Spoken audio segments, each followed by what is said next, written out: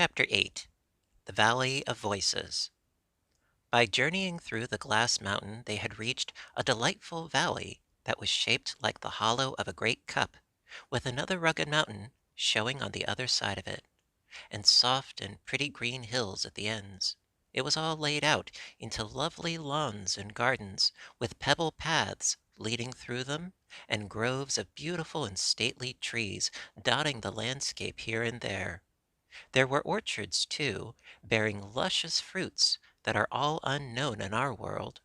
Alluring brooks of crystal water flowed sparkling between their flower-strewn banks, while scattered over the valley were dozens of the quaintest and most picturesque cottages our travelers had ever beheld.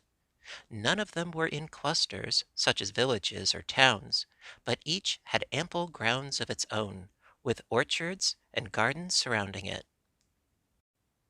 As the new arrivals gazed upon this exquisite scene, they were enraptured by its beauties and the fragrance that permeated the soft air, which they breathed so gratefully after the confined atmosphere of the tunnel. Several minutes were consumed in silent admiration before they noticed two very singular and unusual facts about this valley. One was that it was lighted from some unseen source, for no sun or moon was in the arched blue sky, although every object was flooded with a clear and perfect light. The second, and even more singular fact, was the absence of any inhabitant of this splendid place. From their elevated position, they could overlook the entire valley, but not a single moving object could they see. All appeared mysteriously deserted. The mountain on this side was not glass, but made of a stone similar to granite. With some difficulty and danger, Jim drew the buggy over the loose rocks until he reached the green lawns below, where the paths and orchards and gardens began. The nearest cottage was still some distance away. "Isn't it fine?" cried Dorothy in a joyous voice, as she sprang out of the buggy and let Eureka run frolicking over the velvety grass. "Yes, indeed," answered Zeb. "We were lucky to get away from those dreadful vegetable people." "It wouldn't be so bad," remarked the Wizard, gazing around him, "if we were obliged to live here always. We couldn't find a prettier place, I'm sure." He took the piglets from his pocket and let them run on the grass, and Jim tasted a mouthful of the green blades and declared he was very contented in his new surroundings. "We can't walk in the air here, though," called Eureka, who had tried it and failed. But the others were satisfied to walk on the ground, and the Wizard said they must be nearer the surface of the earth than they had been in the Mangaboo country, for everything was more homelike and natural. "But where are the people?" asked Dorothy. The little man shook his bald head.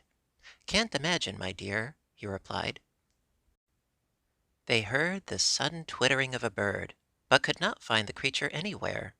Slowly they walked along the path toward the nearest cottage, the piglets racing and gamboling beside them, and Jim pausing at every step for another mouthful of grass.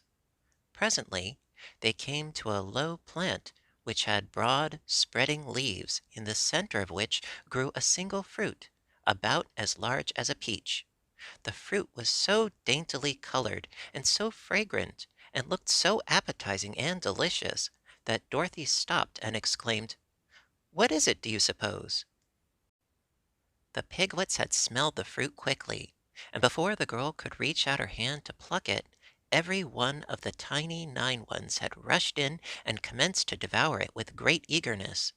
"It's good anyway," said Zeb, "or those little rascals wouldn't have gobbled it up so greedily." "Where are they?" asked Dorothy in astonishment. They all looked around, but the piglets had disappeared. "Dear me!" cried the Wizard. "They must have run away. But I didn't see them go. Did you?" "No," replied the boy and girl together. "Here, Piggy, Piggy, Piggy!" called their master anxiously. Several squeals and grunts were instantly heard at his feet, but the Wizard could not discover a single piglet. "Where are you?" he asked. "Why, right beside you," spoke a tiny voice. "Can't you see us?" "No," answered the little man in a puzzled tone. "We can see you," said another of the piglets. The wizard stooped down and put out his hand, and at once felt the small fat body of one of his pets. He picked it up, but could not see what he held. "It is very strange," he said soberly. "The piglets have become invisible in some curious way." "I'll bet it's because they ate that peach," cried the kitten. "It wasn't a peach, Eureka," said Dorothy. "I only hope it wasn't poison." "It was fine, Dorothy," called one of the piglets. "We'll eat all we can find of them," said another. "But we mustn't eat them," the wizard warned the children, "or we too may become invisible and lose each other. If we come across another of the strange fruit, we must avoid it." Calling the piglets to him, he picked them all up one by one and put them away in his pocket, for although he could not see them, he could feel them, and when he had buttoned his coat he knew they were safe for the present. The travelers now resumed their walk toward the cottage, which they presently reached. It was a pretty place, with vines growing thickly over the broad front porch. The door stood open, and a table was set in the front room, with 4 chairs drawn up to it. On the table were plates, knives, and forks, and dishes of bread, meat, and fruits. The meat was smoking hot, and the knives and forks were performing strange antics and jumping here and there in quite a puzzling way, but not a single person appeared to be in the room. "How funny!" exclaimed Dorothy, who with Zeb and the Wizard now stood in the doorway. A peal of merry laughter answered her, and the knives and forks fell to the plates with a clatter. One of the chairs pushed back from the table, and this was so astonishing and mysterious that Dorothy was almost tempted to run away in fright. "Here are strangers, mamma!" cried the shrill and childish voice of some unseen person. "So I see, my dear," answered another voice, soft and womanly. "What do you want?" demanded a third voice, in a stern, gruff accent. "Well, well," said the wizard. "Are there really people in this room?" "Of course," replied the man's voice.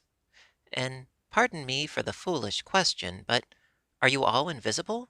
"Surely," the woman answered, repeating her low, rippling laughter. "Are you surprised that you are unable to see the people of Voe?" "Why, yes," stammered the wizard. "All the people I have ever met before were very plain to see." "Where do you come from, then?" asked the woman in a curious tone. "We belong upon the face of the earth," explained the wizard, "but recently, during an earthquake, we fell down a crack and landed in the country of the Mangaboos." "Dreadful creatures!" exclaimed the woman's voice. "I've heard of them." "They walled us up in a mountain," continued the wizard, "but we found there was a tunnel through to this side, so we came here. It is a beautiful place. What do you call it?" "It is the Valley of Voe." "Thank you. We have seen no people since we arrived, so we came to this house to inquire our way." "Are you hungry?" asked the woman's voice. "I could eat something," said Dorothy. "So could I," added Zeb. "But we do not wish to intrude, I assure you," the wizard hastened to say. "That's all right," returned the man's voice, more pleasantly than before. "You are welcome to what we have." As he spoke, the voice came so near to Zeb that he jumped back in alarm. 2 childish voices laughed merrily at this action, and Dorothy was sure that they were in no danger among such light-hearted folks, even if those folks couldn't be seen. "What curious animal is that which is eating the grass on my lawn?" inquired the man's voice.